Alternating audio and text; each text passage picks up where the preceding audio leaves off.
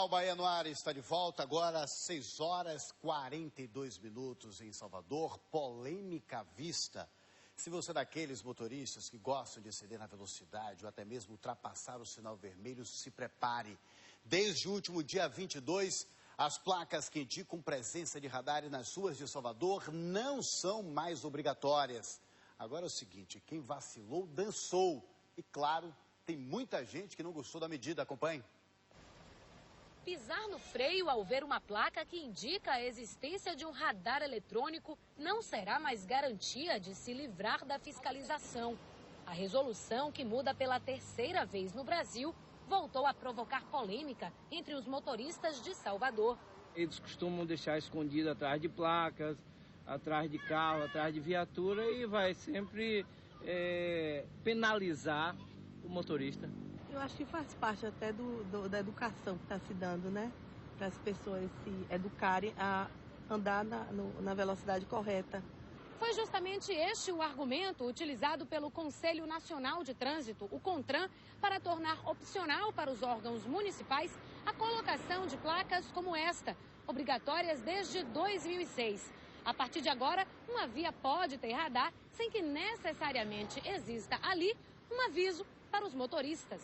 É inadmissível que os motoristas só cumpram o que é determinado, que está estabelecido, sobretudo em termos de limite de velocidade para uma via, se houver a punição. Porque eu estava vendo antes era isso. Quando ele sabia que havia uma fiscalização eletrônica, que havia radar, que ele poderia ser punido, ele aí imediatamente ele se adequava àquela velocidade. Agora, se não houvesse a placa divertindo que havia uma fiscalização eletrônica, ele não respeitava absolutamente o limite de velocidade, o que é um absurdo. A resolução vale ainda para as estradas, que, de acordo com a nova regra, também poderão abrigar radares móveis sem a necessidade de estudo prévio.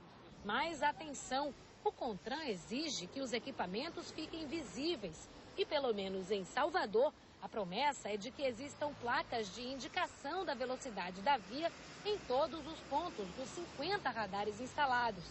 Isso para evitar o quê? Tem velocidade de 60, daqui a pouco cai para 50, depois cai para 40 e volta para 60 de novo, aí você fica todo atrapalhado. Então fica certo assim, sem as placas de aviso, mas com as indicações da velocidade das vias.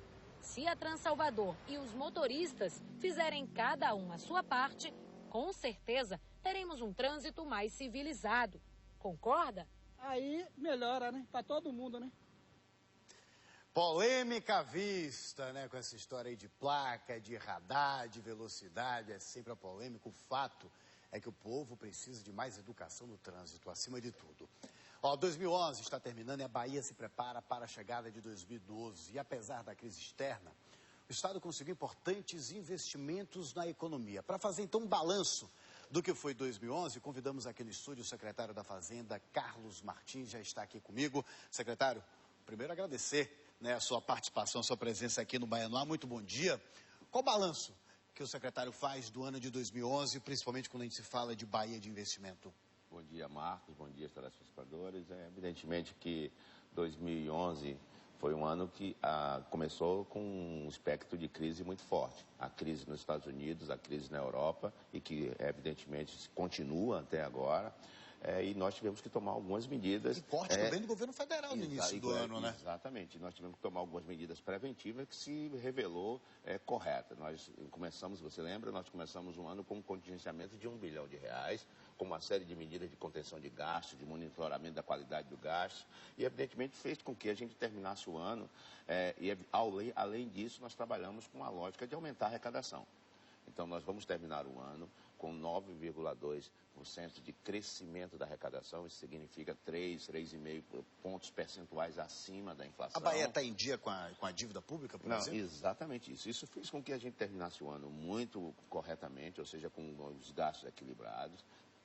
Se você analisar, por exemplo, hoje nossa relação dívida, para pegar um ponto importante que você coloca, a nossa relação dívida versus receita corrente líquida é 0,40, só para você ter uma ideia, o mínimo é 1, e podendo chegar a 2, ou seja, isso quer dizer que a Bahia pode tomar novas operações de crédito nos organismos internacionais, porque tem credibilidade em relação ao gerenciamento da sua dívida. Isso que é mais importante, né? Até para o público entender bem, né? Na linguagem bem popular, a Bahia está equilibrada, pode pegar empréstimo, porque está com a credibilidade no mercado, não é isso? Exatamente. E aí eu já pego qual o principal objetivo para 2012? Então, veja bem, o 2012 também começa com um grau de incerteza muito alto, ou seja, há claros indícios de que a China vai desaquecer, a crise na Europa também continua muito forte, o crescimento do PIB brasileiro reduz para 3, 3,5%, então nós também temos que tomar preocupações. A Bahia tem um problema sério, Marcos, que a nossa economia ela é voltada muito para commodities, ou seja, para produtos que são exportados e que não têm grande valor agregado. Então, toda vez que tem uma crise internacional desse tipo, nós sofremos muito. Esse é o problema da Bahia. Mas nós tomamos medidas adequadas, mas você pegou um ponto no início da sua fala, é que os novos investimentos, com essa credibilidade que nós temos hoje, com o governo Wagner investindo em logística e infraestrutura, investimentos como a Jack Motors, como a Natura, como o Boticário, e todo um outro conjunto, a Ferrovia Oeste-Leste, podem fazer com que em 2012, 2013 seja um ano bom para a Bahia. E o que é mais importante, nós continuamos liderando a geração de empregos, que isso é muito bom. Então a perspectiva é cada vez melhor. Aproveitar a sua presença aqui, secretário. O nosso repórter Diego Barros ao vivo com a gente, tem até informação que inclusive mexe com a Secretaria da Fazenda de uma maneira ou de outra. Cadê o Diego? Diego?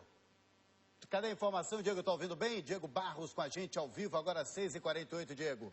Isso, Marcos, justamente dessa quadrilha que estava agindo aqui em Salvador e que nessa semana a polícia conseguiu desarticular uma empresa que foi lesionada aí em R$65 mil, o valor já foi bloqueado e vai ser devolvido, mas o que chama a atenção também é que como empresas que estão acostumadas a lidar com a Secretaria da Fazenda, acaba caindo em golpes tão simples, já que o valor a ser pago de impostos não pode ser dado assim em conta de pessoas jurídicas, e sim na própria Secretaria de Fazenda do Estado.